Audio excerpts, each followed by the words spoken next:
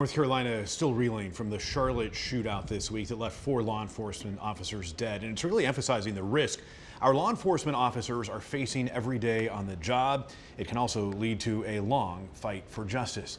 Today marks 1 year since a man accused of killing a Wake County deputy named Ned Byrd escaped from a jail in Virginia and then made his way to Mexico. Alder Marine Sotelo was captured, but Wake County is no closer to having him face a judge. Elena Athens is digging into this case and uncovering new details tonight on where the process now stands. Hi, Elena. Yeah, Alder Marine Sotelo remains in a Mexican jail. We're learning that there has been a hearing.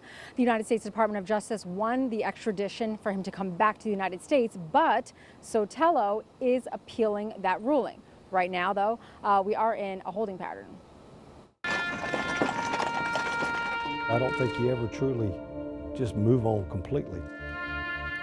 It's always there. There are memorials now all over the Wake County Sheriff's Office honoring Deputy Ned Byrd and the sacrifice he made. Obviously, the longer that takes, the more you're living with the feeling that it's dragging out and this thing's never going to end.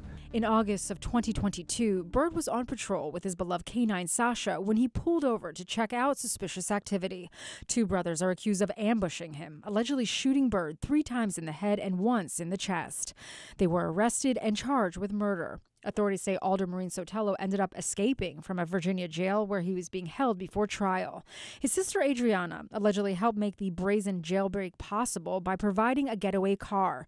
There was an intense manhunt. After 4 days of searching, Sotelo was captured 2,400 miles away from that Virginia jail all the way across the border in Mexico. Wake County asked the Justice Department to help with extradition. That's a frustrating part of it. Obviously, it's not something that we typically deal with in cases. There's a treaty in place between the U.S. and Mexico. To get a more favorable ruling for extradition, which complies with Mexican law, Wake agreed to drop the possibility of the death penalty for both brothers. Our hands were tied if we were going to get him back here to face justice, and we think it's important that he come back to Wake County to face a jury here. That's pretty far along in the process. I met with immigration attorney Ana Nunez to speak generally about extradition. She says the case is moving through the Mexican court system quickly, considering Sotelo is a Mexican national, and she also explains the Justice Department doesn't get involved in every fugitive request. They're going to pick what cases they want to extradite. So the fact that they've chosen this one and it's kind of gotten pushed through the system is a good sign. This case involving the death of an officer is moving along as another one is tragically just beginning in Charlotte.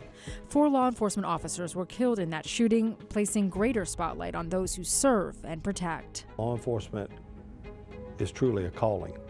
It's not a job, it's a calling, and it's something we all dedicate our life to, and we understand the sacrifices and the potential sacrifices. But when it happens in your own agency, it's tough.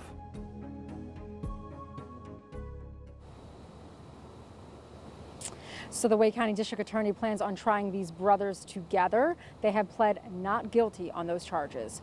We're live in Raleigh. Elena Athens, ABC 11 Eyewitness News.